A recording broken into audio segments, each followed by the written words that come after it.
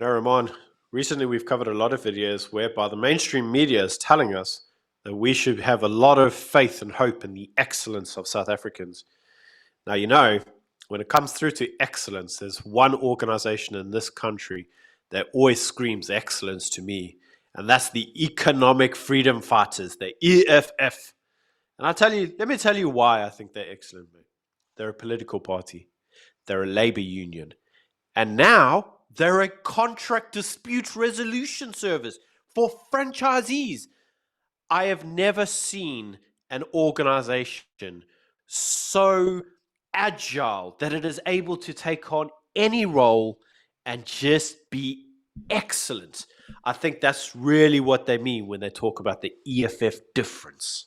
Yeah, well, I mean, it's called Black Excellence, remember? Like the EFF pride themselves on being Black Excellence. So, I mean, we have spoken about them before. They sort of shake down businesses. They shook down clicks over a racist ad that wasn't racist. Clicks paid them under the table. And then the CEO of Clicks left for Australia. Like soon Yeah, thereafter. I remember that. Then they went to like restaurants around Santon and said you mustn't employ foreign workers and some bullshit. And that went away as well.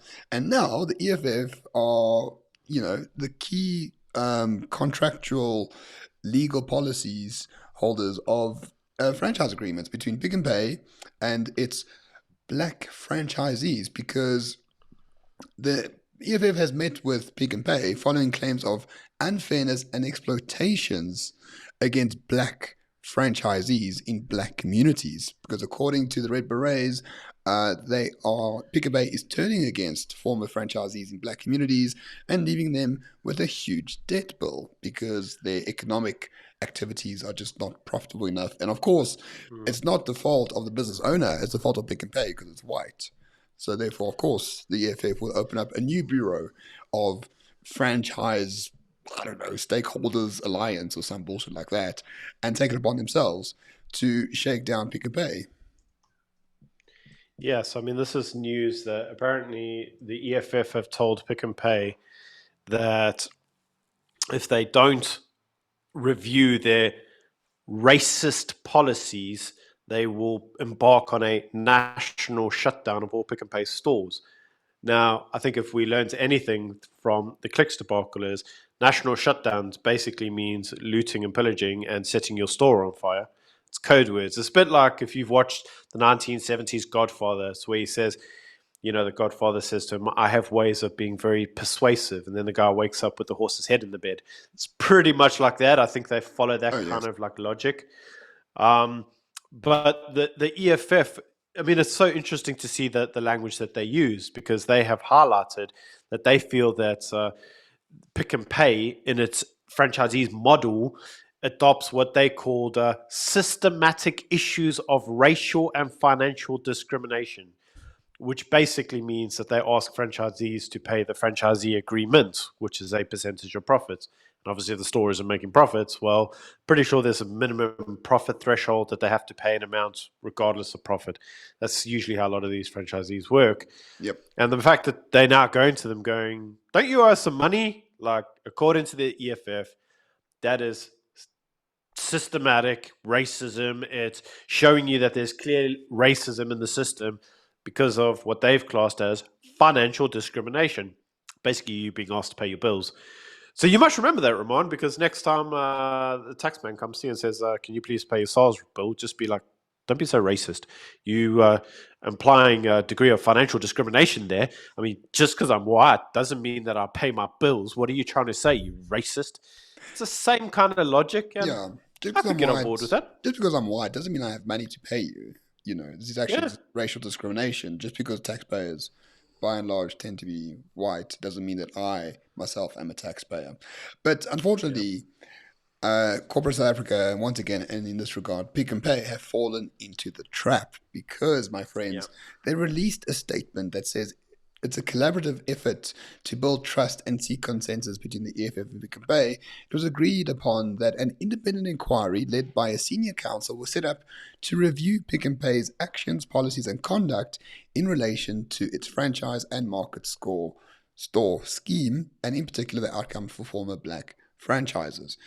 Here's the problem with corporate South Africa, ladies and gentlemen. Corporate South Africa thinks this is a mere dispute between contracting parties. So they will use the law and they'll use like mediation, they'll use arbitration to get to the bottom of this problem.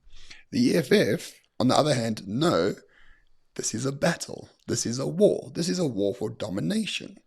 So as soon as you succumb to the EFF's demands in whatever way, you've already lost. You've lost. Completely and utterly 100% lost. correct.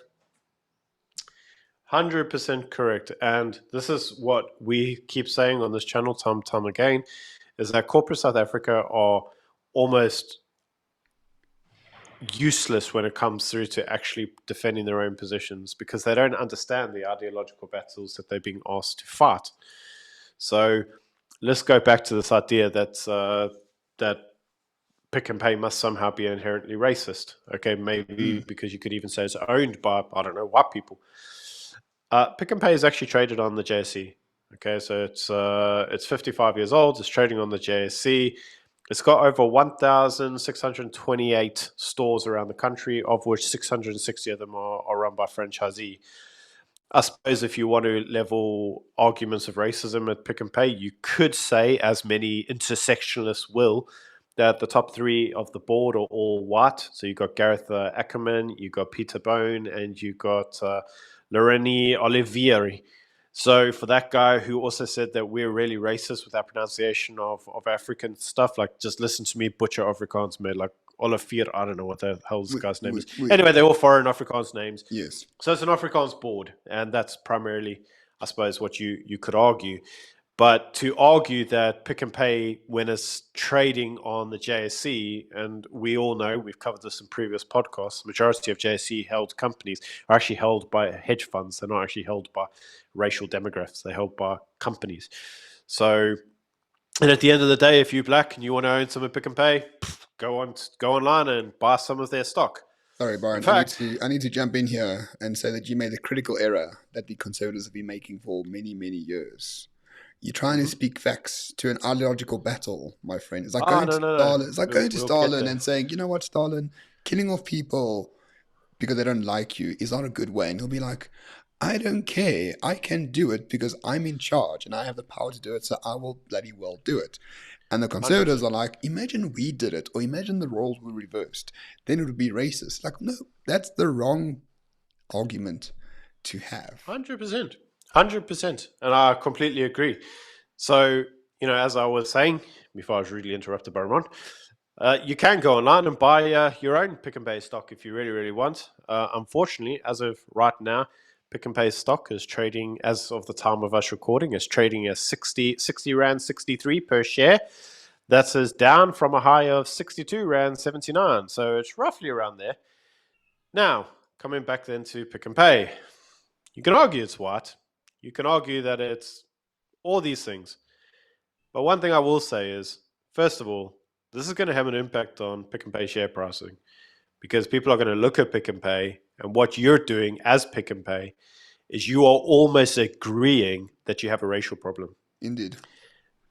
If you go on there and you try say, well, maybe the EFF has something and we don't want our stores to be burnt down, so we're going to agree with their statement, you are fundamentally damaging the image of your company. That's number one. So that stock price, yeah, guys, leave it a week or so, because that price is coming down. And we saw that even with clicks. Like, the price came down because people lose faith in the company. Number two, you might use the argument that no publicity is bad publicity. When it comes through to this stuff, it's bad publicity. It's bad publicity because people look at you as an easy touch. And let's face it, the next time the EFF turn around to Clicks and say, you know what, we think you should cede to us 10% of your profits, do you know what Clicks are not going to say? No. You know why? Because they already had their stores burnt down and they already caved. They didn't show a backbone. Now, you might sit there and think, yeah, but it would never get to that. It was just over some advertising standards.